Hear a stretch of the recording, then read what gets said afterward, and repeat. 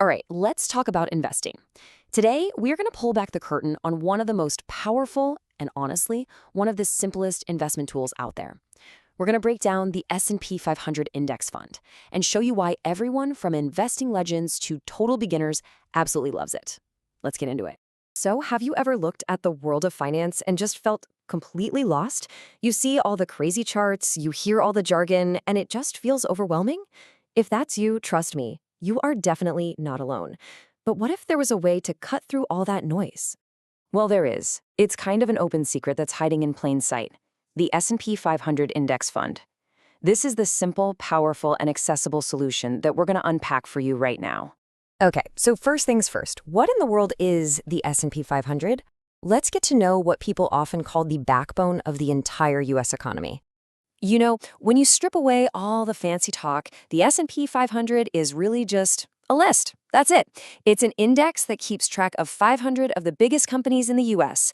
Think of it like a report card for how corporate America is doing at any given moment. And just how big is this report card? Well, it's huge. These 500 companies make up about 80% of the entire value of the U.S. stock market. So when you invest in the S&P 500, you're not just buying a few random stocks. You're literally buying a piece of the engine that drives the U.S. economy. And we are not talking about some obscure companies you've never heard of. No way. You are instantly investing in the giants, the household names you already know and probably use every single day, like Apple, Microsoft, Amazon. The list goes on. It makes it all feel a lot more real, doesn't it? And here is the absolute best part.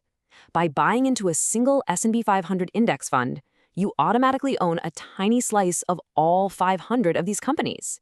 That means all the stress of trying to pick the next big thing just disappears. No stock picking needed. That simplicity is exactly why it's one of the most popular investments on the entire planet. So let's dig a little deeper into its appeal. So what's the secret sauce? Well, it really comes down to these four things.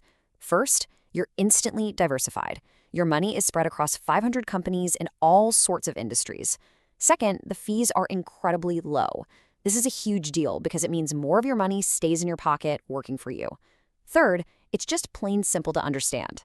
And finally, the track record is fantastic, with average returns historically sitting around 7 to 10% a year. Okay, so you put your money in, but how does it actually, grow?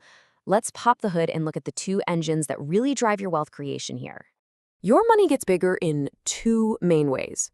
The first one is pretty straightforward, price growth. As these big companies do well and make more money, their stock prices tend to go up. The second way is dividends. A lot of these companies actually share their profits with you, the owner. And the best part? You can just take that money and automatically reinvest it to buy even more shares. Now, this is where the real magic happens. When you combine those two engines with time, you get the power of compounding. Check this out. If you invest just $200 a month for 30 years, you've put in $72,000. But thanks to compounding returns, that money could grow to over $226,000. That's your money making money, which then makes even more money. It's incredible. Okay, but I know what you're thinking. What about the risk? What happens when the market crashes? This is the #1 fear for new investors, so let's tackle it right now. Let's be totally honest. In the short term, is it safe? No. The market will go down sometimes. That is an absolute guarantee. But, and this is a huge but, over the long term, it's a completely different story. Historically, the U.S. market has a perfect track record of recovering from every single crash and then climbing to new heights. And hey, this isn't just some theory. Just look at the history. Black Monday in '87, recovered. The dot-com bust in 2000, recovered. The massive financial crisis in 2008, it recovered. Even the crazy drop in 2020, recovered. Every single time, the market comes back. The key is you have to be patient enough to stick around for it. So you see, the real danger to your money isn't the market dropping. The biggest risk is your own reaction to it. It's getting scared and selling everything when prices are low. That's how you lock in your losses for good. So, knowing all this, how do we turn it into an actual plan you can use? Let's lay out a super simple, actionable strategy. First, you have to ask yourself, is this for me? Well, if you're investing for the long haul, we're talking 10 years or more, if you're building for retirement, if you're a beginner who just wants something simple, or if you hate the idea of researching stocks, then yeah, this is probably right up your alley. Now, to make this work, You have to avoid these classic rookie mistakes. Don't try to guess when the market will go up or down. Don't check your portfolio every 5 minutes. And please, please, do not sell when the market is crashing. And remember, with this strategy, boring is a good thing. It means it's working.